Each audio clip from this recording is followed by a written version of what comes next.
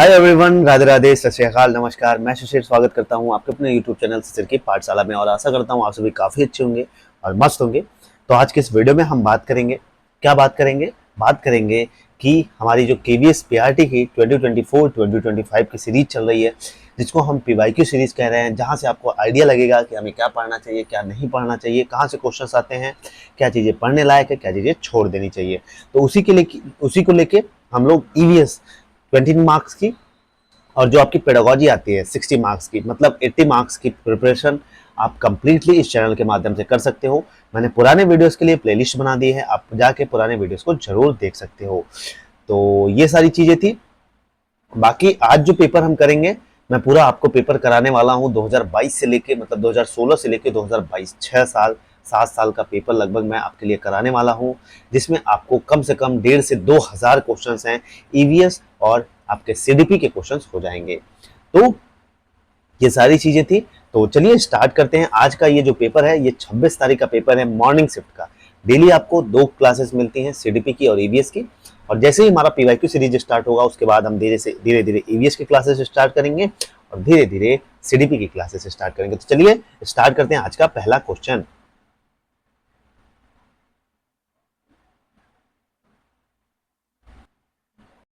तो आज का हमारा पहला क्वेश्चन है, telling truth by child comes under which domain. देखिए, अब सच बोलते हैं तो सच किस में आता है? सच, गलत, बुरा, सही, क्या सही है, क्या करना चाहिए, क्या नहीं करना चाहिए, समाज में क्या एक्सेप्टेबल है, क्या चीजें एक्सेप्टेबल नहीं है, ये किसके अंतर्गत आती है?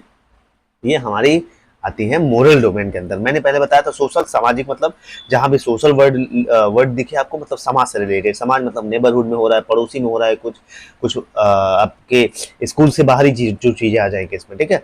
और बाकी बात करें फिजिकल, मतलब शरीर से रिलेटेड जो चीजें आ जाए वो फिजिकल डोमेन हो जाएगा। कॉग्निटिव मतलब दिमाग से रिलेटेड जो चीजें आ जाए वो कॉग्निटिव हो जाएगा। और मोरल मतलब नैतिक। तो सच बोल रहे हैं तो इसका मतलब नैतिकता दिखा रहे हैं, नैतिकता दिखा रहे हैं, तो ये किस में आएगा? मोरल डोमेन में आएगा, ठीक है। तो बालक द्वारा सच बोलना किस डोमेन में आता है? नैतिक डोमेन में आता है, ठीक है। तो चलिए आगे चलते हैं। 42 है, primary socialising agency for the children is. देखिए, जो सोशलाइजिंग एजेंसी होती है ये 2 प्रकार की होती है, प्राइमरी होती है और सेकेंडरी होती है। प्राइमरी मतलब घर वर, ठीक है, और घर के बाद जहां सीखते हैं हम चीजें, वो किसको, उसको क्या कहते हैं? सेकेंडरी कहते हैं। तो सेकेंडरी क्या हो सकता है तो बताना है आपको। 42 मतलब मीडिया, स्कूल, फैमिली या प्ले ग्राउंड। बताइए जल्दी से, 42 का राइट आंसर बताइए। बिल्कुल भाई, फैमिली, ठीक है। फैमिली हमारी क्या है, क्या है इसमें? प्राइमरी, प्राइमरी है, ठीक है। प्राइमरी सोशलाइजिंग एजेंसी है, क्योंकि हम जब पैदा होते हैं तो परिवार में ही रहते हैं और हमारी सारी चीजें जो हम सीखते हैं, मम्मी है, पापा है, दादा है, ये हमारे चाचा हैं, ये सारी कहाँ से सीखते हैं? फैमिली से ही सीखते हैं, ठीक है। आगे चलते हैं। 43 है, which one of the following plays a vital role in educating the child after the school. मतलब इनमें से स्कूल के बाद बच्चों को शिक्षित करने का सबसे महत्वपूर्ण इंपॉर्टेंट तरीका क्या है, हो सकता है? बताइए जल्दी से, बताइए जल्दी से। टीचर हो सकता है भाई, मीडिया हो सकता है, घर हो सकता है, परिवार हो सकता है। बताइए इनमें से कौन सा एक वाइटल रोल प्ले करेगा बच्चे के स्कूल के बाद की जो स्टडी होती है या शिक्षा होती है? बताइए जल्दी से। तो इसका राइट आंसर आपका सेकंड हो जाएगा, क्या? मीडिया, ठीक है। मीडिया एक अच्छा माध्यम हो सकता है घर के बाद, स्कूल के बाद घर की पढ़ाई का, ठीक। चलिए 44 है, the term growth in child development is. जो ग्रोथ वर्ड का क्या मतलब है चाइल्ड डेवलपमेंट में? चाइल्ड, बिल्कुल मैंने बताया था आपको कि ग्रोथ कहाँ होती है। ग्रोथ हमारे फिजिकल चेंजेस जब आते हैं हमारे, जैसे हमारा हाइट बढ़ना, हमारा वेट बढ़ना, हमारी लंबाई बढ़ना, ठीक है, ये सारी चीजें किस में आएंगी? हमारी इसमें ग्रोथ में आएंगे। तो इरिवर्सिबल फिजिकल चेंज, क्या इरिवर्सिबल है ग्रोथ? सोचिए, अगर आपकी हाइट बढ़ गई तो फिर से आएगी? नहीं आएगी। सेकंड, इरिवर्सिबल इमोशनल चेंज, हमारा संवेगात्मक जो संवेगात्मक मतलब इरिवर्सिबल को हिंदी में कहते हैं अप्रतिवर्ती। हिंदी में थोड़ा सा इश्यूज आती है, इंग्लिश ज्यादा समझ में क्लियर आती है। इरिवर्सिबल इमोशनल चेंज वही है रिवर्सिबल फिजिकल चेंज, वही रिवर्सिबल इमोशनल चेंज। बताइए जल्दी से, ये आपके सामने है 44। तो इसका राइट आंसर पहला ही हो जाएगा, बिल्कुल। इरिवर्सिबल फिजिकल चेंजेस को हम क्या कहते हैं? ग्रोथ कहते हैं, ठीक है। आगे चलते हैं 45 पे। Dash plays a key role in learning of the child. बालक के अधिगम में डैश की महत्वपूर्ण भूमिका है, बताइए।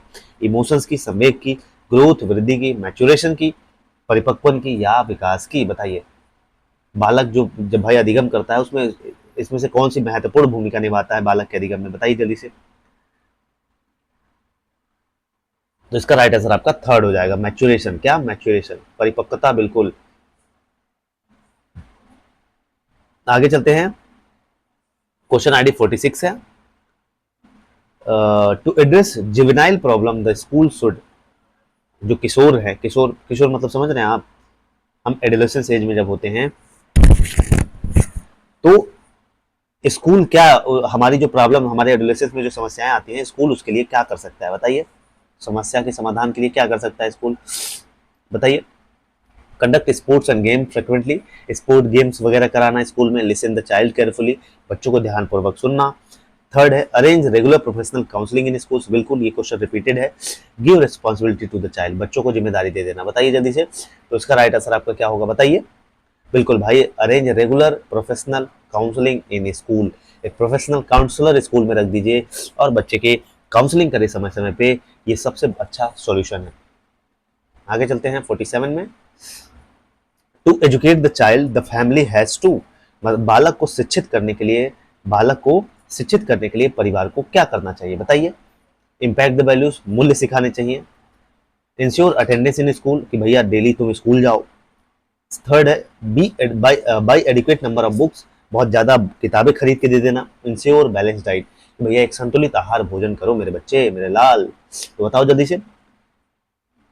47 का इसका राइट आंसर आपका पहला हो जाएगा, क्या? पहला हो जाएगा।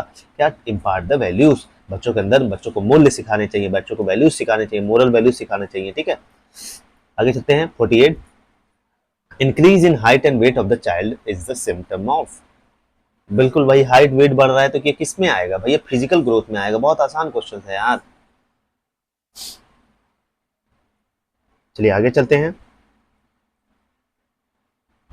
49। व्हाट इज फोनोलॉजी, फोनोलॉजी का मतलब क्या होता है, ये भी रिपीटेड क्वेश्चन है, बताइए।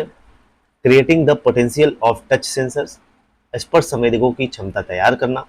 Creating the sounds of speech in early childhood. Third, hearing sensation developed in child, बालक में विकसित श्रवण संवेदन। बाल्यकाल में घ्राण अभिग्राही, देख रहे हैं हिंदी वर्ड देखिए, स्मेल रिसेप्टर्स इन चाइल्डहुड, बताइए फोनोलॉजी क्या होता है, बताइए। तो इसका राइट आंसर सेकंड हो जाएगा, creating the sounds of speech in early childhood, ठीक है। बच्चों को एक साउंड ऑफ स्पीच बोलने का जो अर्ली चाइल्डहुड में होता है, तो उसको हम क्या कहते हैं? फोनोलॉजी बोलते हैं, ठीक है। आगे चलते हैं 50 पे चलते हैं। इमेजिनेशन पावर इंक्रीजिंग एमंग, कल्पनाशीलता, ये भी क्वेश्चन रिपीटेड है। अभी मैं आपको दिखाऊंगा, बहुत क्वेश्चन रिपीट होते हैं, इसलिए मैं प्रीवियस ईयर के पेपर्स करा रहा हूँ अच्छे से। Imagination power increasing among adolescents, adults, children, senior citizen, बताइए जल्दी से। जो इमेजिनेशन पावर होती है, कल्पनाशीलता होती है, ये किस अवस्था में सबसे ज्यादा आती है? किस अवस्था में हम सबसे ज्यादा कल्पनाशील वाली थिंकिंग करते हैं? Adolescents, adults, children, senior citizen, बताइए जल्दी से। बिल्कुल भाई, एडोलेसेंस में हम बहुत इमेजिनेशन करते हैं, चलो हम कार खरीदेंगे, हम आगे ये करेंगे, हम आगे वो करेंगे, ठीक है। चलिए 51 में चलते हैं। To address an adolescent child in class the teacher has to, कक्षा में किशोरों की समस्या समाधान करने के लिए एक अध्यापक को क्या करना चाहिए? कि भैया जो किशोरावस्था है उसमें क्लासरूम में अगर उसको प्रॉब्लम आ रही है तो एक टीचर को क्या करना चाहिए, बताइए। क्या करना चाहिए? रिप्रीमेंड करना चाहिए, भर्त्सना करना चाहिए। अब भर्त्सना क्या होता है? उसको मतलब डीमोटिवेट करना चाहिए, फिक्स रेस्पॉन्सिबिलिटी, उसकी जिम्मेदारी तय कर देनी चाहिए। डू मोरल पॉलिसिंग, बिल्कुल उनको नैतिक नियंत्रण करना चाहिए। फोर्थ है लिसन टू देम एक्टिवली, बच्चों को ध्यान से सुनो, बताइए। बिल्कुल भाई, बच्चों को ध्यान से सुनिए, अगर उसको एक सक्रिय रूप से उन्हें सुनिए, उसका अगर कोई प्रॉब्लम है तो उसका सोल्यूशन दीजिए। आगे चलते हैं 52 पे। The role of school, the role of the school in educating the child is, बालक की शिक्षा में विद्यालय की क्या भूमिका है? बच्चे को पढ़ाने के लिए स्कूल की क्या भूमिका हो सकती है, बताइए। To promote discipline, discipline promote करना। To conduct exam and declaring the result, भैया एग्जाम करवाइए और रिजल्ट जारी कर दीजिए। Third, transformation of the child, बच्चे में परिवर्तन, ट्रांसफॉर्म लाना, चेंजेस लाना। To teach well all subject, सभी विषयों को अच्छे से पढ़ा देना। बताइए 52 का राइट आंसर बताइए। 52 का राइट आंसर बताइए। ये हिंदी में भी देख लीजिए, बालक की कक्षा में विद्यालय की क्या भूमिका है। अनुशासन को बढ़ाना चाहिए, परीक्षा आयोजित करना और परिणाम घोषित करना, या बालक का रूपांतरण करना, या सभी विषय सही ढंग से पढ़ाना। बताइए 52 का राइट आंसर। बिल्कुल 52 का राइट आंसर आपका थर्ड हो जाएगा। क्या? बालक का ट्रांसफॉर्मेशन, उसमें चेंजेस लाना, पॉजिटिव चेंजेस लाना। चलिए आगे चलते हैं 53। That is not a social skill among the children, इनमें से सोशल स्किल बच्चों के अंदर क्या है? ठीक है, सामाजिक कौशल, जैसे showing affection to a friend, मित्र के साथ स्नेह, प्यार, ये सब सारी चीजें प्रेजेंट करना उसके सामने कि नहीं तुम मेरे दोस्त हो, बहुत प्यार करते हैं तुमसे हम। डिस्ट्रीब्यूटिंग बर्थडे स्वीट्स, मिठाई पे बर्थडे है, चलो आज हम लोग मिठाई बांटते हैं। आप लोग स्कूल में होंगे तो आप लोग स्कूल में क्या करते थे बताइए? आपका बर्थडे होता था, हम लोग तो एक एक दो दो रुपए वाला वही जो टॉफी आती थी एक पैकेट लेके बांट देते थे। आप लोग बताइए क्या करते थे? कमेंट में बताइएगा, ठीक है। फूड शेयरिंग विद पीयर्स, भैया लंच का जो खाना वगैरह है अपने पीयर्स ग्रुप के साथ, अपने समूह के साथ साझा करना, शेयर करना। फोर्थ है प्लेइंग विद फ्रेंड्स, दोस्तों के साथ खेलना। बताइए जल्दी से 53 का राइट आंसर बताइए। बिल्कुल भैया, इसका right answer showing the affection to a friend, मित्र के साथ स्नेह प्रदर्शित करना क्या है? एक सामाजिक कौशल है, ठीक है, सोशल स्किल है। बिल्कुल भाई। 54 पे चलते हैं। Which one of the following example could be related to cognitive learning to the child of the child? मतलब इनमें से कौन सा, देखिए कॉग्निटिव वर्ड आया। अब कॉग्निटिव मैंने बताया था क्या, दिमाग के बारे में सोचना है, संज्ञान के बारे में सोचना है। तो बताइए इसमें कौन सा एग्जाम्पल है जो कॉग्निटिव लर्निंग से, बच्चे के संज्ञानात्मक अधिगम से रिलेटेड है। रो रहा है बच्चा, exploring types of plants in garden, garden में गया है, मस्त से फूल को एक्सप्लोर कर रहा है, ये रेड रोज है, ये व्हाइट रोज है, ये लिली है, ये वो है। थर्ड कह रहा है सिंगिंग, गाना गा रहा है।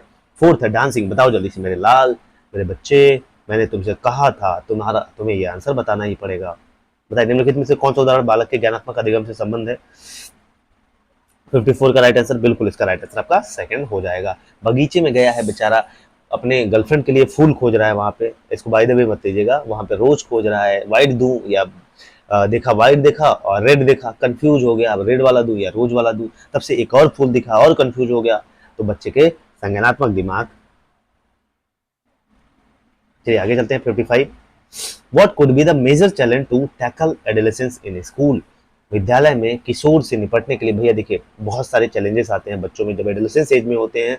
तो तूफान की अवस्था होती है, चेंजेस आते हैं, आपके फिजिकल चेंजेस आते हैं, तो बॉडी में चेंजेस आती हैं, आपके इमोशंस चेंज होते रहते हैं, डिसबैलेंस होती हैं सारी चीज़ें। तो किशोर अवस्था में जो चुनौती होती है, आप कैसे निपटेंगे स्कूल में बताइए? लो अटेंशन देंगे, उन पर कम ध्यान देंगे, रेस्टलेसनेस मतलब अधीरता करेंगे, एग्रेशन गुस्साएंगे आप, आक्रामकता दिखाएंगे कि अरे तुम ऐसे बिहेवियर कैसे करें, मारेंगे तुमको एक चाटा। फोर्थ है हाई डिग्री ऑफ विजडम, उच्च महत्वाकांक्षा। बताइए जल्दी से। बिल्कुल इसका राइट आंसर आपका थर्ड हो जाएगा। क्या? एग्रेशन। बच्चे का जो एग्रेशन है, ठीक है, बच्चे का जो एग्रेशन है, इसको डील करना बहुत बड़ी चैलेंजिंग है अपने में, क्योंकि इस समय गुस्सा बहुत आता है, अपने मम्मी से पापा से लड़ जाता है बच्चा।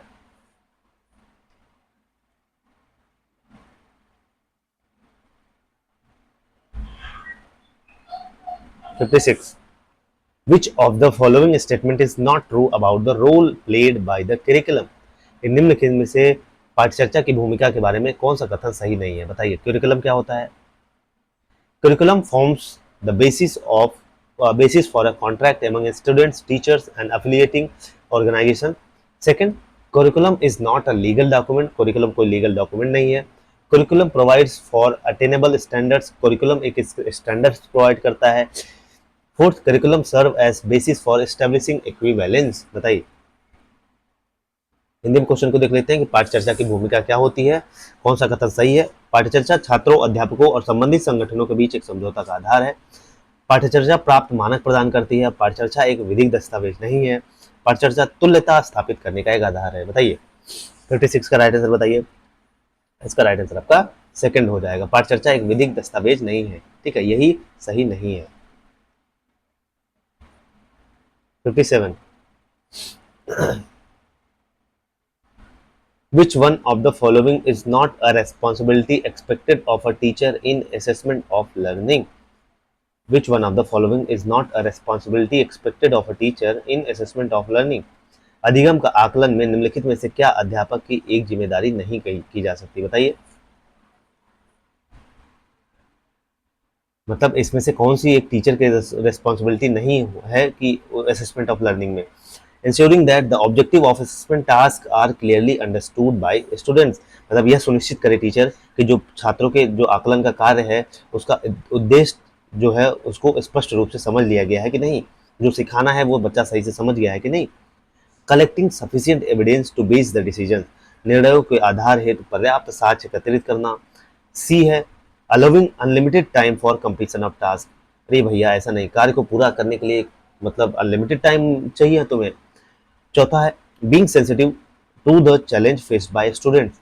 विद्यार्थियों के समझ आ रही चुनौतियों के प्रति संवेदनशील होना। बताइए जल्दी से 57 का राइट आंसर बताइए। बिल्कुल इसका राइट आंसर आपका थर्ड हो जाएगा, allowing unlimited time for completion of task. ये क्या है, एक टीचर से नहीं एक्सपेक्ट किया जाता असेसमेंट ऑफ लर्निंग में। ठीक है, आगे चलते हैं। 58 which of the following statement is incorrect. इसमें से कौन सा स्टेटमेंट जो है वो इनकरेक्ट है। Competency is a skill perform to a specific standard under specific condition. जो दक्षता कौशल है, दक्षता एक कौशल है जो विशिष्ट स्थितियों और विशिष्ट मानक हेतु निष्पादित किया जाता है। Competency is a clearly defined measurable activity. जो कंपिटेंसी होती है ये क्लियरली डिफाइन होता है किसको हम एक मेजरेबल एक्टिविटी के रूप में। ठीक है। थर्ड कंपिटेंसी लैक इन कम्युनिकेबिलिटी। कंपिटेंसी जो होती है दक्षताओं में कम्युनिकेशन की का अभाव होता है। Competency refers to essential skill knowledge to be demonstrated in real world task. दक्षता वास्तविक वैश्विक कार्यों में प्रदर्शित किया जाने वाला एक अनिवार्य कौशल ज्ञान है। बताइए 58 का। बिल्कुल भाई इसका राइट आंसर आपका थर्ड हो जाएगा। ठीक है, 58 का क्या हो जाएगा, थर्ड हो जाएगा। कंपिटेंसी लैक इन कम्युनिकेबिलिटी। आगे चलते हैं। 59 विच one of the following is not a phase of experiential learning. निम्नलिखित में से क्या अनुभवात्मक अधिगम का एक चरण नहीं है, बताइए। प्रीवियस नॉलेज पूर्व ज्ञान, रिफ्लेक्टिव ऑब्जर्वेशन चिंतनशील अवलोकन, थर्ड अब्स्ट्रैक्ट कॉन्सेप्चुअलाइजेशन मूर्त संप्रत्ययीकरण, चौथा कह रहा है एक्टिव एक्सपेरिमेंटेशन सक्रिय प्रयोग। क्वेश्चन ये कह रहा है इसमें से कौन सा एक फेज नहीं है एक्सपीरियंशियल लर्निंग का, बताइए। प्रीवियस नॉलेज जो है आपके पास reflective observation, abstract conceptualisation, active experimentation. बताइए 59। बिल्कुल इसका राइट आंसर आपका पहला हो जाएगा। प्रीवियस नॉलेज जो है ये क्या है, एक कोई फेस नहीं एक्सपीरियंशियल लर्निंग का। ठीक है, 60 पे आ गए हम लोग। If the student seems to be fatigued from the mental work the teacher should. एक बच्चा है वो अगर दिख रहा है कि आपको वो थक गया है मेंटल वर्क की वजह से, तो एक टीचर को क्या करना चाहिए। Decrease the amount of work, उसको जो काम करना है उसको कम कर दीजिए। Provide her him with greater variety of task, उसको बहुत वैरायटी ऑफ टास्क दे दीजिए उसको। Third increase the attractiveness of the rewards to be attain on continuing. उनको उसको मतलब जो रिवार्ड्स देना है अट्रैक्टिव रिवार्ड्स दीजिए कि जो उसको ताकि वो कंटिन्यू कर सके। ठीक है, कार्य जारी रखने के प्रदान किए जाने वाले पुरस्कारों की आकर्षकता में वृद्धि कर दीजिए उसको। चौथा है encourage her him to continue persistently. उसको इंकरेज करिए, मतलब उसको क्या करिए, विद्यार्थी को लगातार काम करने हेतु प्रोत्साहित करते रहिए, मोटिवेट करते रहिए। बताइए हिंदी में क्वेश्चन देख लीजिए। 60 का राइट आंसर पहला हो जाएगा, उसके द्वारा किए जाने वाले कार्य की मात्रा को घटाना। ठीक, उसके जो काम करने हैं उसको जो वर्कलोड है उसको कम कर दीजिए। चलिए 61 में आ गए हम लोग। Which one of the following is not based on constructivist approach? निम्नलिखित में से संरचनावादी उपागम पर क्या आधारित नहीं है। Learners provide previous knowledge plays an important role in the construction of knowledge। मतलब अधिगमकर्ता का जो पहले वाला ज्ञान है, पूर्व ज्ञान जो होता है वो ज्ञान के निर्माण में महत्वपूर्ण भूमिका निभाता है। बिल्कुल ये सही है। A learner's strong memory power is the basis of construction of knowledge। जो अधिगमकर्ता की जो उसकी स्ट्रॉन्ग मेमोरी पावर होती है, कह सकते हैं तो जो मेमोरी पावर है वो उसके नॉलेज को कंस्ट्रक्ट करने में इंपॉर्टेंट रोल निभाता है। Third interactive activities help construction of knowledge.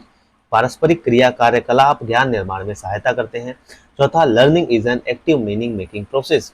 अधिगम क्या है? एक अर्थपूर्ण सक्रिय मतलब अर्थ निकालने की एक प्रक्रिया है। बताइए जल्दी, सक्रिय अर्थ, एक्टिव मीनिंग बताइए। 61 का राइट आंसर, 61 का राइट आंसर आपका सेकंड हो जाएगा। क्या हो जाएगा? सेकंड हो जाएगा। Learners strong memory power is the basis of construction of knowledge. मतलब अधिगमकर्ता की मजबूत स्मरण शक्ति ज्ञान निर्माण का आधार है। चलिए आगे चलते हैं, 62 पे आ गए हम लोग।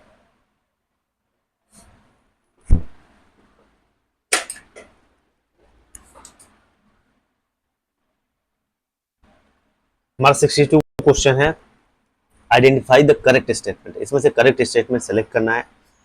Formative assessment utilise the most traditional assessment methods of evaluating students work. जो फॉर्मेटिव असेसमेंट है ये बहुत ट्रेडिशनल असेसमेंट है। किसका? बच्चों के वर्क को इवेल्युएट करने का। सेकंड है formative assessment results are used for ranking the student. जो फॉर्मेटिव असेसमेंट हम करते हैं वो बच्चे को क्या मतलब बच्चों को रैंक प्रदान करने के लिए करते हैं। Third, formative assessment recognise the need for students to be able to assess themselves and understand how to improve. बच्चों को जो फॉर्मेटिव असेसमेंट है वो बच्चों के नीड को रिकॉग्नाइज करना, पहचान करना और बच्चे खुद से एसेस कर सकें और उसमें कहाँ इंप्रूव कर सकते हैं बच्चे को, ये सारी चीज़ें समझना है। या थर्ड फोर्थ है formative assessment encourage extensive motivation. Formative assessment जो है ये बाह्य अभिप्रेरणा को प्रोत्साहित करता है। बताइए जल्दी से। रचनात्मक आकलन में विद्यार्थियों के कार्यों का मूल्यांकन करने की सर्वाधिक परंपरागत मूल्यांकन विधियों का प्रयोग किया जाता है। रचनात्मक आकलन के परिणामों का प्रयोग छात्रों को रैंक देने के लिए किया जाता है। या थर्ड है रचनात्मक आकलन छात्रों की बिल्कुल आवश्यकताओं को पहचान करना ताकि वे स्वयं असेसमेंट कर सकें और समझ सकें कि उनको कहाँ इंप्रूव करना है। बताइए जल्दी से, बताइए 62 का राइट आंसर आपका हो जाएगा, ये हो जाएगा आपका थर्ड। क्या हो जाएगा? थर्ड हो जाएगा। Formative assessment recognise the need for student to be able to assess themselves and understand how to improve. 63 पे चलते हैं।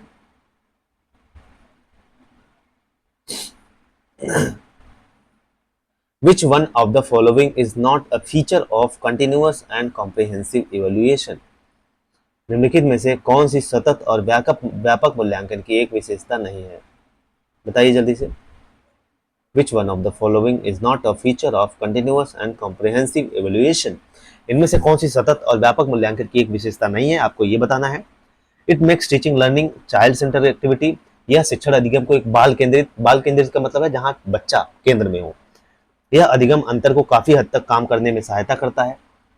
थर्ड है इसमें छात्रों के अधिगम के शैक्षिक तथा सह शैक्षिक दोनों पक्ष शामिल होते हैं। इसमें करिकुलर मतलब स्कॉलस्टिक और को स्कॉलस्टिक एस्पेक्ट्स जो है वो दोनों शामिल होते हैं। फोर्थ है it less emphasis on memorisation of basic concept.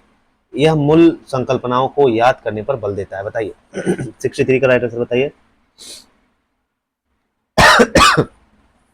तो 63 का राइट आंसर आपका क्या हो जाएगा? इसका राइट आंसर आपका फोर्थ हो जाएगा। It less emphasis on memorisation of the basic concept. विशेषता नहीं है यह पूछा है तो बिल्कुल भाई याद करने पर बल नहीं देता। ठीक, आगे चलते हैं। 64 है हमारा। विच one of the following is not a characteristics of good teaching learning material. इनमें से कौन सी एक विशेषता नहीं है किसकी? शिक्षण अधिगम सामग्री की। Familiarity, attractiveness, single use, novelty. बताइए। सुवेज्ञता, आकर्षकता, एकल उद्योग, नवीनता। बताइए जल्दी से। 64 का राइट आंसर बताइए। इसका राइट आंसर आपका थर्ड हो जाएगा। क्या थर्ड हो जाएगा? Single uses. ठीक है, आगे चलते हैं। 65 विच one of the following is not a characteristics of a good lesson plan. एक अच्छी पाठ योजना की विशेषता नहीं है। बताइए। ऑब्जेक्टिव बेस्ड होना चाहिए, कॉम्प्रिहेंसिवनेस होना चाहिए, इनफ्लेक्सिबिलिटी होनी चाहिए या इम्प्लीमेंटेबिलिटी होनी चाहिए, कार्यान्वित किए जाने की योग्यता होनी चाहिए। बताइए जल्दी से। तो 65 का राइट आंसर आपका क्या हो जाएगा? इसका राइट आंसर आपका थर्ड हो जाएगा। ठीक है, क्या थर्ड? इनफ्लेक्सिबिलिटी। करेक्टरिस्टिक नहीं है, गैर लचीला, बिल्कुल फ्लेक्सिबल लेसन प्लान होना चाहिए। ठीक है, आगे चलते हैं 66 पे। विच one of the following is not a characteristics of teacher centre approach. निम्नलिखित में से कौन सी एक कैरेक्टरिस्टिक नहीं है टीचर सेंटर अप्रोच का? मतलब टीचर सेंटर अप्रोच का क्या मतलब है कि टीचर केंद्र में रहेगा, बच्चा केंद्र में नहीं रहेगा। The students are writing down dictation given by the teacher. मतलब बच्चे लिख रहे हैं जो भी टीचर डिक्टेट कर रहा है। The students are doing mass drill in the field. जो बच्चे हैं वो क्या कर रहे हैं? मतलब का भी अभ्यास कर रहे हैं। The students are memorising multiplication tables by rote, विद्यार्थी पहाड़ों को कंठस्थ याद कर रहे हैं। चौथा है the students are developing different modes using clay and paper in group, विद्यार्थी समूह में मिट्टी और कागज का प्रयोग करके अनेक मॉडल बना रहे हैं। बताइए जल्दी से। 63 6 का राइट आंसर, इसका राइट आंसर आपका फोर्थ हो जाएगा। The students are developing different model using clay and paper in groups. ये क्या है, कैरेक्टरिस्टिक नहीं है टीचर सेंटर अप्रोच की। चलिए ये आगे चलते हैं। Recording and reporting of students learning progress is beneficial for planners and administrators, मतलब विद्यार्थियों को अधिगम प्रगति का जो रिकॉर्ड प्रिपेयर किया जाता है उसको रिपोर्ट करना और योजना निर्माताओं और प्रशासकों हेतु क्या उपयोगी है। क्वेश्चन ये कह रहा है कि recording and reporting of students learning progress, बच्चा कितना सीख रहा है कितना नहीं सीख रहा है उसको रिकॉर्ड करना, उसको रिपोर्ट करना, कितना बेनिफिशियल होगा जो एडमिनिस्ट्रेटर्स होते हैं उनको प्लान करने के लिए। बताइए। Clarify the objectives of school programme, विद्यालय कार्यक्रम के जो उद्देश्य होते हैं उसको स्पष्ट करने के लिए। इम्प्रूव क्लास मैनेजमेंट, कक्षा प्रबंधन में सुधार करने के लिए। Third, monitor the quality of education, शिक्षा की गुणवत्ता की निगरानी के लिए। एंड फोर्थ है advice better use of TLL, TLM को का बेहतर प्रयोग करने की सलाह देने के लिए। बताइए जल्दी से। 67 का राइट आंसर आपका थर्ड हो जाएगा। क्या, monitor the quality of education, शिक्षा की गुणवत्ता की निगरानी के लिए। क्या, बच्चे की जो रिकॉर्डिंग होती है, बच्चों की जो लर्निंग की रिकॉर्डिंग और रिपोर्टिंग होती है, ये एडमिनिस्ट्रेटर को प्लान करने में मदद करता है। 68 पे चलते हैं। Which of the following statement is not true, इसमें से कौन सा स्टेटमेंट है जो नहीं सही है। बताइए। Multi level teaching is related with monograde situation, a multi-grade teacher faces many challenges. Multi-grade teaching is not confined to India. It is seen in developed as well as underdeveloped countries. Multi-grade teaching cannot be made effective by appropriate seating arrangement. इनमें से कौन सा कथन सही नहीं है। ये question पूछ रहा है कि जो बहुस्तरीय शिक्षण होते हैं उनका संबंध एक लक्ष्य स्थिति से है। एक बहुकक्षीय अध्यापक अनेक चुनौतियों का सामना करता है। एक बहुकक्षीय शिक्षण भारत तक सीमित नहीं है, यह विकसित और विकासशील देशों में भी दिखाई देता है। चौथा कह रहा है बैठने की उपयुक्त व्यवस्था द्वारा बहुकक्षीय शिक्षण को प्रभावी नहीं बनाया जा सकता। बताइए जल्दी से। 68 का राइट आंसर बताइए। इसका राइट आंसर आपका फोर्थ हो जाएगा। Multigrade teaching can not be made effective by appropriate sitting arrangement. चलिए 69 पे चलते हैं। Which one of the following is not a characteristics of discovery method, इनमें से खोज या अन्वेषण विधि की क्या विशेषता नहीं है। Each child is made to feel responsible for finding out something for himself or herself, हाँ प्रत्येक जो बच्चा है अपने लिए कुछ खोजने के लिए कुछ खोजने हेतु तो जिम्मेदार महसूस कराया जाता है इसमें। as many questions as possible should be allowed to arise from the children's own observation, बालक के स्वयं के अवलोकन से यथासंभव अधिकाधिक प्रश्न उत्पन्न होने की अनुमति दी जाती है। थर्ड कह रहा है student can not seek guidance from the teacher, छात्र अध्यापक से मार्गदर्शन की मांग नहीं कर सकता। फोर्थ है each child tries to acquire information about the problem from different sources, प्रत्येक बच्चा विभिन्न स्रोतों से समस्या के बारे में जानकारी प्राप्त करने का प्रयत्न करता है। बताइए जल्दी से। ये क्वेश्चन है आपके सामने 69, तो इसका राइट आंसर आपका थर्ड हो जाएगा। Student can not seek guidance from the teacher, बच्चे इसमें मार्गदर्शन की मांग नहीं कर सकते, किसमें, डिस्कवरी मेथड में। आगे चलते हैं। While teaching the concept of circle, which one of the following would be the best way to do it? आप सर्कल पढ़ाते समय इनमें से कौन सा बेस्ट मेथड होगा उसको सिखाने का। Present picture of circles and Ellipsis, कुछ प्रेजेंट पिक्चर्स उनके सामने प्रेजेंट कर दीजिए। प्रेजेंट पिक्चर ऑफ सर्कल, एक कोई पिक्चर सर्कल का दिखा दीजिए उसको, जैसे मैं देखिए सर्कल में हूँ। Third, present picture of circles and polygons, कुछ सर्कल्स दिखा दीजिए, कुछ पिक्चर्स दिखा दीजिए सर्कल्स और पॉलीगॉन के। Present pictures of circles of various sizes, circle कोई छोटा कोई बड़ा कोई ऐसे दिखा दीजिए। बताइए जल्दी से। 70 का राइट आंसर बताइए। तो इसका राइट आंसर आपका फोर्थ हो जाएगा। क्या, विभिन्न आकार के वृत्तों का चित्र प्रदर्शित करना, छोटे बड़े सारी चीजें दिखा देनी चाहिए। 71 है low attention span commonly found in dash, कम ध्यान अवधि किसमें पाई जाती है। बताइए, एडल्ट्स में पाई जाती है या माध्यमिक के जो बच्चे होते हैं या प्राइमरी के जो बच्चे होते हैं या सीनियर सेकेंडरी स्टूडेंट जो वरिष्ठ माध्यमिक होते हैं। बताइए जल्दी से। 71 का राइट आंसर आपका थर्ड हो जाएगा। क्या थर्ड हो जाएगा, प्राइमरी स्टूडेंट्स में। क्या, जो ध्यान लो अटेंशन पाया जाता है, बहुत कम समय तक वो एक्टिव रह सकते हैं सीखने के लिए। 72 पे, the learning by child other than school known as, बालक द्वारा विद्यालय से इतर अधिगम करना क्या कहलाता है? मतलब विद्यालय के अलावा informal learning, non formal learning, formal learning या नेचुरल लर्निंग? बताइए, बच्चा विद्यालय के आधार अगर अलावा कहीं से कुछ सीख रहा है तो उसको हम क्या कहेंगे? बताइए, 72 का राइट आंसर बताइए। बिल्कुल, इसको हम कहेंगे क्या? अनौपचारिक अधिगम, इनफॉर्मल एजुकेशन। अगर आप फॉर्मली स्कूल में सीख रहे हैं तो उसको फॉर्मल, स्कूल के अलावा इनफॉर्मल वे में दोस्तों से, पड़ोसी से कुछ सीख रहे हैं तो ये इनफॉर्मल हो जाएगा। ठीक है, आगे चलते हैं। 73, the basic principle of counselling in school is, इसका सिद्धांत क्या है काउंसलिंग का स्कूल में? कॉपरेशन देना, एक्सेप्टेंस करना, डाटा कलेक्शन करना या एम्पिरिकल एविडेंस, अनुभव जन्य साक्ष्य दिखाना? बताइए। बिल्कुल, इसका राइट आंसर एक्सेप्टेंस हो जाएगा। क्या? बच्चे ताकि एक्सेप्ट कर सकें। 74 है, the condition of handicap is in disability refers to, जो हैंडीकैप हम वर्ड यूज करते हैं डिसेबिलिटी में, क्या इसको क्या कहते हैं? लॉस ऑफ मेमोरी को, आइसोमनिया को, loss of any body part, कोई बॉडी पार्ट आपके पास नहीं है, या नॉस्टैल्जिया? बताइए जल्दी से। अयोग्यता में विकलांगता की स्थिति का क्या अर्थ है? बताइए। यादाश्त खो जाना, अनिद्रा रोग, या शरीर के किसी भाग की क्षति हो, या गृहस्मारी हो? बताइए 74 का। तो इसका राइट आंसर आपका थर्ड हो जाएगा। क्या? शरीर के किसी भाग, अगर कोई पार्ट आपका बॉडी पार्ट नहीं है तो उसको हम क्या कहते हैं? उसको हम कहते हैं विकलांगता। चलिए, severe mental retardation indicate the IQ range of dash, गंभीर मानसिक बच्चा है एक, उसकी बुद्धि लब्धि की सीमा क्या हो सकती है? तो 20 से 35, 35 से 40, 40 से 50, 45 से 55? बताइए। 75 का राइट आंसर बताइए। इसका राइट आंसर आपका पहला हो जाएगा। क्या पहला हो जाएगा? 20 से 35 होना चाहिए। 76 पे चलते हैं। Which one of the following could be an indication of mental illness among children, इनमें से कौन सा एक मेंटल इलनेस बच्चों का इंडिकेट करेगा? ठीक है, बताइए कौन से लक्षण हैं? पैसिव लर्निंग, बच्चा passive learning, attendance tension deficit, मतलब ध्यान बच्चा नहीं दे पा रहा है, पुअर अटेंडेंस, बच्चे का पुअर अटेंडेंस है, या लो एकेडमिक अचीवमेंट, बच्चे का जो एकेडमिक अचीवमेंट है, जो मतलब कितना सीख रहा है एकेडमिक में, वो उसका कम है? बताइए। निम्नलिखित में से कौन सा बालकों के मानसिक अस्वस्थता का एक संकेत होता है? निष्क्रिय अधिगम, ध्यान में कमी, खराब उपस्थिति उसकी, या कम शैक्षिक उपलब्धि? बताइए 76 का। तो इसका राइट आंसर आपका सेकंड हो जाएगा। क्या सेकंड हो जाएगा? ध्यान की कमी। आगे चलते हैं।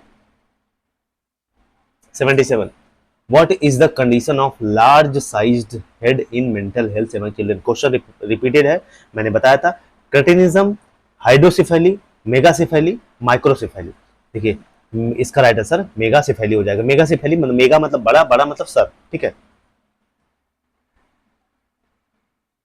तो इसको हम मेगासिफेली कहते हैं, जिसमें सर बड़ा हो जाए। आगे चलते हैं। 78, the condition in which the child finds difficult in muscle control, ऐसी सिचुएशन, ऐसी परिस्थिति जिसमें बच्चा मसल्स को कंट्रोल ना कर पाए, उसको क्या कहते हैं? डिस्क्लेक्सिया, डिस्प्रैक्सिया, डिस्ग्राफिया, डिस्कैल्कुलिया? बताइए। बिल्कुल, इसका राइट आंसर आपका सेकंड हो जाएगा। क्या? डिस्प्रैक्सिया।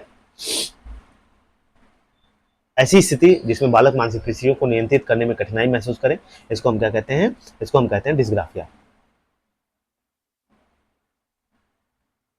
सॉरी डिस्प्रैक्सिया कहते हैं। ठीक है, एडीएचडी, अटेंशन डेफिसिट मतलब हाइपर एक्टिविटी डिसऑर्डर इसको कहते हैं। एडीएचडी को क्या कहते हैं? Attention deficit hyper activity disorder. 179 का राइट आंसर आपका क्या हो जाएगा? थर्ड हो जाएगा। ठीक है, सीधा फॉर्मूला बता दिया मैंने। 80, what could B an example of community learning resource, इसमें से कौन सा एग्जांपल हो सकता है कम्युनिटी लर्निंग रिसोर्स का? टेलीविजन, होम स्कूल, या पोस्ट ऑफिस? बिल्कुल भाई, क्या हो सकता है? Post office. क्या हो सकता है कि स्कूल इस कह रहे हैं कम्युनिटी लर्निंग का एक रिसोर्स हो सकता है। ठीक है, चलिए आगे चलते हैं। सामुदायिक अधिगम संसाधन का एक उदाहरण कौन सा हो सकता है? डाकघर, पोस्ट ऑफिस, मैंने बताया। 81 है, who among the following teachers can be a good mentor, निम्न अध्यापकों में से कौन एक श्रेष्ठ ज्ञान गुरु मेंटर हो सकता है? बताइए। एस एच केशव है ट्रेवल्ड अक्रॉस 12 कंट्रीज, जो भैया श्री केशव साहब हैं, इन्होंने 12 कंट्रीज ट्रेवल कर लिया। दूसरा है Shri Mamtani has 30 years of teaching experience, Mamtani के पास 30 ईयर का टीचिंग एक्सपीरियंस है। थर्ड क्या कह रहा है, along with teaching experience of 15 years Shrimati Chandra is loved most by her students। 15 वर्ष के शिक्षण अनुभव के साथ श्रीमती चंद्रा को विद्यार्थी सबसे ज्यादा प्रेम करते हैं। चौथा, Mrs Naidu is also a social worker, Shrimati Naidu क्या है, एक सामाजिक कार्यकर्त्री भी हैं। 81 का राइट आंसर बताइए। तो इसका राइट आंसर आपका थर्ड हो जाएगा। क्या थर्ड हो जाएगा, along with the teaching experience of 15 years Shrimati Chandra is loved most by her students। 15 वर्ष के शिक्षण के अनुभव के साथ भी जो श्रीमती चंद्रा साहब हैं, विद्यार्थी सबसे ज्यादा उनसे प्रेम करते हैं। क्या है, एक टीचर का, एक गुड मेंटर का क्या है,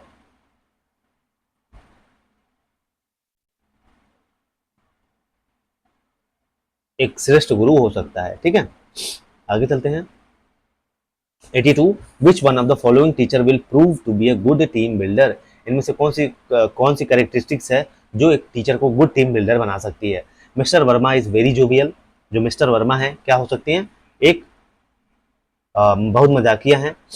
mister Dharma successfully runs hobby club, वो सक्सेसफुली एक हॉबी क्लब चलाती हैं। Third, Shri Dhakad has good arguing ability, Dhakad के पास तर्क करने की श्रेष्ठ क्षमता है। Mister Kapde has a good convincing ability, Shri Kapde को समझाने मनवाने की श्रेष्ठ क्षमता है। बताइए जल्दी से। 82 का राइट आंसर बताइए। तो इसका राइट आंसर आपका फोर्थ हो जाएगा। Mister Kapde has a good convincing ability. ठीक, मिस्टर कापड़े के पास कन्विंसिंग जो मतलब समझाने की या मनवाने की श्रेष्ठ क्षमता है। 83 पे चलते हैं। The teacher as an instructor need to not have the ability dash, मतलब निर्देशक के रूप में एक शिक्षक में कौन सी क्षमता होना जरूरी नहीं है। बताइए 83 का। इसका राइट आंसर आपका सेकंड हो जाएगा भाई, सीधी इस बात। Using easy language, working cooperatively. Third, loud voice, using a language understand by students, निर्देशक के रूप में एक शिक्षक में कौन सी क्षमता होना जरूरी होनी है। आसान भाषा का उपयोग करें, सहयोग पूर्वक कार्य करें, ऊंची आवाज हो, छात्रों द्वारा समझी जाने वाली भाषा का प्रयोग करें। तो बताइए 83 का। तो इसका राइट आंसर आपका सेकंड हो जाएगा बिल्कुल, वर्किंग कोऑपरेटिवली, सहयोग पूर्वक कार्य करें। चलिए 84 पे चलते हैं। A transformative teacher leader is not expected to bring desirable changes in home. पहला सेल्फ, दूसरा teacher colleagues, third principal and fourth is parents. एक ट्रांसफॉर्मेटिव टीचर लीडर जो होता है उससे क्या, एक परिवर्तनशील नेतृत्व शिक्षक से किसमें अवश्य परिवर्तन लाने की आशा नहीं की जा सकती। बताइए, स्वयं में, टीचर कॉलेजेस में, प्रिंसिपल में, पेरेंट्स में। हिंदी में क्वेश्चन देख लीजिए 85। बिल्कुल इसका राइट आंसर आपका सेकंड हो जाएगा। क्या, प्रधाना साथी शिक्षकों में, मतलब एक जो ट्रांसफॉर्मेटिव लीडरशिप होती है टीचर्स की, ये किसमें परिवर्तन नहीं ला सकता, तो साथी शिक्षकों में। 85 for vision building among teachers which one of the following helps the most, शिक्षकों को भविष्य दृष्टा बनाने में निम्नलिखित में से कौन सी सर्वाधिक सहायता करता है। बताइए, सबसे ज्यादा मदद इसमें जो टीचर के विजन बिल्डिंग को बनाने में क्या मदद करता है, हिस्ट्री, फिलॉसफी, साइंस या पॉलिटिकल साइंस। इसका राइट आंसर सेकंड हो जाएगा, फिलॉसफी, दर्शन शास्त्र। 86 पे चलते हैं। Which one of the following may not be an indicator of a developed school, large number of students in a school, result of students या classroom activities या performance of teachers, मतलब इनमें से कौन सा एक इंडिकेटर है डेवलप्ड स्कूल का, मतलब नहीं है, इंडिकेटर नहीं है। ठीक है, डेवलप्ड स्कूल का, इनमें से कौन विकसित स्कूल का संकेतक नहीं हो सकता। स्कूल में छात्रों की अत्यधिक संख्या, विद्यार्थियों के परिणाम, कक्षा की गतिविधियां, शिक्षकों की निष्पत्ति। बताइए 86 का राइट आंसर बताइए। पहला हो जाएगा। क्या, 86 का पहला हो जाएगा, स्कूल में छात्रों की अत्यधिक संख्या। 87 पे चलते हैं। As per one view a tool to kill the creativity of learner in school is, एक मत के अनुसार स्कूल में जो अधिगमकर्ता होते हैं उनकी सृजनस मतलब उनकी क्रिएटिविटी को कौन नष्ट करता है, कौन खत्म करता है। बताइए, अगर किसी बच्चे के अंदर क्रिएटिविटी है तो कौन सी चीज उसकी क्रिएटिविटी को नष्ट करेगी। Teachers, co learners, school activities, school bell and the time table. शिक्षक, साथ ही हम अधिगमकर्ता जो है उसके साथ सीखते हैं, स्कूल की जो एक्टिविटीज है या स्कूल की जो घंटी है और समय सारणी। बताइए 87 का। इसका राइट आंसर आपका फोर्थ हो जाएगा। क्या, school bell and the time table. School की जो घंटी और समय सारणी है यही बच्चे की क्रिएटिविटी को नष्ट कर सकती है। 88 पे चलते हैं। Which one of the following activities should be avoided during school assembly. इनमें से कौन सी ऐसी एक्टिविटीज है जो स्कूल असेंबली के समय अवॉइड करनी चाहिए? योगासन, checking of proper school uniform को प्रॉपर चेक करना, punishment to late comers, light exercise. बताइए, प्रातःकालीन स्कूली सभा के दौरान निम्नलिखित में से कौन सी गतिविधि से बचना चाहिए? बताइए 88 का। इसका राइट आंसर आपका थर्ड हो जाएगा, क्या? देर से आने वालों को दंड देना। 89, a primary school level which type of assessment has more chances of Fehling.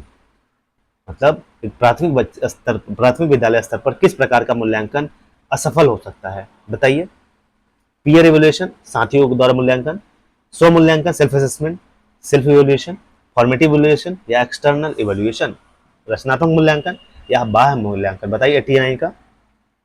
तो इसका राइट आंसर आपका सेकंड हो जाएगा, क्या? सेकंड हो जाएगा सेल्फ इवैल्यूएशन, स्व मूल्यांकन। ठीक, आगे चलते हैं, 90 पे चलते हैं। Who can give a reliable opinion about the progress of primary school child. मतलब प्राथमिक शाला के बालकों की प्रगति के बारे में कौन एक विश्वसनीय मत दे सकता है? बताइए, experts from nearby hospital, parents of children, children के parents, psychologist from nearby health centre या person living just around the school. जो पर्सन है वो स्कूल के आसपास रह रहा है। बताइए, क्वेश्चन ये कह रहा है कि बच्चे जो प्राथमिक का बच्चा है उसकी प्रगति के बारे में कौन एक अच्छा, मतलब एक ट्रस्टेबल अपना मत दे सकता है? जो अस्पताल के निकट विशेषज्ञ हैं, बच्चों के माता पिता, या निकट के स्वास्थ्य केंद्र के जो मनोवैज्ञानिक हैं, या स्कूल ठीक आसपास रहने वाली व्यक्ति। बताइए, 91 का राइट आंसर बताइए, 90 का राइट आंसर बताइए। इसका राइट आंसर आपका थर्ड हो जाएगा, क्या? थर्ड हो जाएगा, निकट के स्वास्थ्य केंद्र के मनोवैज्ञानिक। चलिए 91 में चलते हैं। What would have happened if there were no schools? Choose the best option। क्या होता अगर स्कूल नहीं होते? बताइए जल्दी से। विज्ञान और तकनीकी न होते, हम असभ्य ही रहते, चारों तरफ हिंसा होती रहती, मानवों का सर्वांगीण विकास न होता। बिल्कुल, इसका राइट आंसर आपका चौथा ही हो जाता, क्या? हमारा ओवरऑल डेवलपमेंट जो है वो नहीं हो पाता, ऑल अराउंड डेवलपमेंट नहीं हो पाता। 92, who was the chairman of NEP 2020 in final draft committee. उस समय कौन था भैया? के सुब्रमण्यम, के कस्तूरी रंगन, धर्मेंद्र प्रधान, शक्तिकांत दास। बताइए 92 का। इसका राइट आंसर आपका सेकंड हो जाएगा, क्या? के कस्तूरी रंगन। चलिए 93 पे चलते हैं। What is covered under foundational numeracy. बुनियादी गणनांक या एफएलएन जिसको कहते हैं, फाउंडेशनल न्यूमरेसी। तो इसमें क्या शामिल है? बताइए, जोड़ घटाना गुणा भाग, जोड़ घटा गुणा भाग बुनियादी बीजगणित, जोड़ घटाना गुणा भाग बुनियादी ज्योमेट्री, मात्र जोड़ और घटाना। बताइए, पहला, बिल्कुल इसका राइट आंसर पहला ही हो जाएगा। इसमें जोड़ घटाना गुणा भाग बच्चों को पहचान ले, बच्चा सीख जाए। ठीक है। 94, what is the basic spirit of the concept of learning for all. इसमें से कौन सी बेस्ट स्पिरिट है? लर्निंग फॉर ऑल, शिक्षा सभी के लिए है। इंप्लीमेंटिंग कंपल्सरी एजुकेशन कर देना। To set minimum levels of learning, एक मिनिमम लेवल्स ऑफ लर्निंग को सेट कर देना कि भैया इतना इस समय सीखेगा, इतना इस समय सीखेगा। Third, all children learn something important in schools eight primary school level. सभी बच्चे जो हैं वो कुछ ना कुछ सीखते हैं प्राइमरी स्कूल लेवल पर। To have better expectations from school, school से एक अच्छी अपेक्षा करना। बताइए, सभी हेतु सीखना की मूल भावना क्या है? अनिवार्य शिक्षा लागू कर देना, अधिगम को न्यूनतम स्तर तय कर देना, प्राथमिक शिक्षा के स्तर पर सभी बच्चे कुछ न कुछ महत्वपूर्ण चीजें सीखें, स्कूलों से और बेहतर अपेक्षाएं रखना। 94 का राइट आंसर बताइए। तो 94 का राइट आंसर आपका थर्ड हो जाएगा, क्या? थर्ड हो जाएगा, प्राथमिक शिक्षा के स्तर पर सभी बच्चे कुछ न कुछ महत्वपूर्ण चीजें सीखें। आगे चलते हैं 95, why do we have compulsory education at elementary level. बताइए, प्राथमिक स्तर पर शिक्षा अनिवार्य क्यों है? It educates, education makes child a man, बच्चों को भाई बालक को मनुष्य बनाती है, ये फ्री है, ये it is a tool to rule the people, एक मशीन है बच्चों को रूल करने का। It is constitutional right of children, यह बच्चों का संवैधानिक अधिकार है। बताइए, बिल्कुल इसका राइट आंसर फोर्थ हो जाएगा, ये बच्चों का एक कॉन्स्टिट्यूशनल राइट है। चलिए 96, विच one of the following is not a child right, इसमें से बच्चों का कौन सा एक अधिकार नहीं है? Free and compulsory elementary education है, सिक्योर एनवायरमेंट मिले उनको है, choice of school, fear free family environment, बताइए निम्न में से कौन सा एक बालक का अधिकार नहीं है? आपको ये बताना है। निःशुल्क और अनिवार्य प्राथमिक शिक्षा, सुरक्षित वातावरण, स्कूल का चयन, भयमुक्त परिवार का माहौल, बताइए 96 का राइट आंसर। बिल्कुल इसका राइट आंसर थर्ड हो जाएगा, स्कूल का चयन, ये बालक का अधिकार नहीं है।